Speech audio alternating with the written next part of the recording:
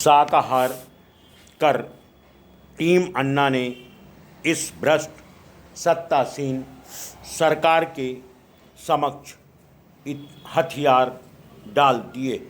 जैसा कि सरकार ही नहीं बल्कि अन्य राजनीतिक दल भी चाह रहे थे। अब गेंद अन्ना के गले में है।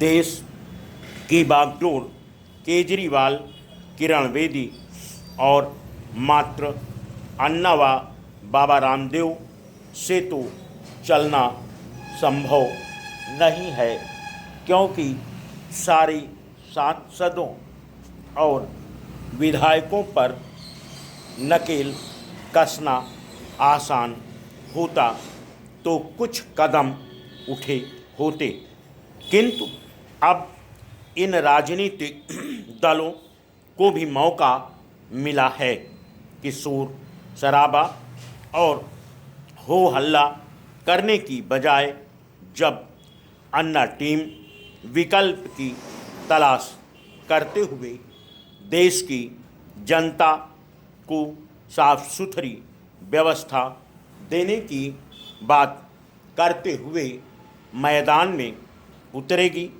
तो उसे एहसास होगा कि देश की इस सड़ी गली व्यवस्था और संसद में पैठ बना चुके घड़ियालों से कैसे निपटना पड़ता है, क्योंकि आज की संसद और विधानसभा में भी बड़ी संख्या में उन अपराधियों की फौज पहुंच चुकी है जो एक संसद या विधानसभा में संसदीय क्षेत्र या विधानसभा क्षेत्र के उत्थान और विकास की बात नहीं करते, बल्कि एक दूसरे पर छींटाकशी करते हुए उसकी करतूतों की गिनाती हैं कि किस दल के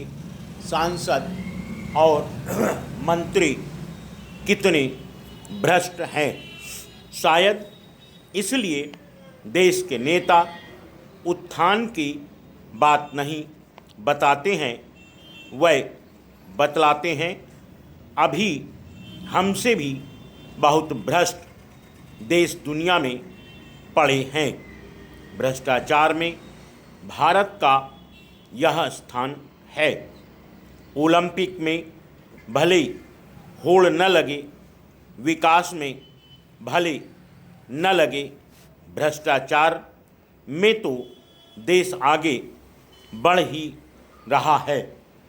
अब अन्ना टीम देर करते रहिए क्या करती है। अन्ना टीम ने राजनीति में उतरने से साफ इनकार कर दिया है। अन्ना का विकल्प देने का प्रयास जनता के सामने यक्ष प्रश्न सरीखा खड़ा हो गया है। अन्ना टीम राजनीति करेगी क्योंकि उसे अच्छी तरह मालूम है कि भ्रष्टाचार की मंदाकिनी में गोता लगाने वाले धन पशु किसी प्रकार यदि उनकी पार्टी में प्रवेश कर गए तो उनका सारा भागीरथी प्रयास एक झटके में धराशायी हो जाएगा।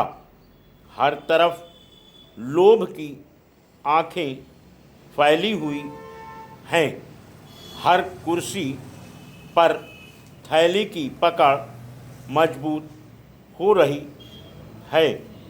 कोई विभाग, कोई अमला सुधरा नज़र नहीं आ रहा है। जब देश को सद्मार्ग पर चलाने के लिए विधेयक बनाने वाले सांसद हैं तो वे अपने अधीनस्थों पर क्या लगाम कस पाएंगे? यह एक विचारणीय प्रश्न है। काले धन पर मुंह खोलने से सरकार की कोई मजबूरी हो सकती है, लेकिन विपक्ष की मजबूरी जनता की समझ में नहीं आ रही है। Full stop.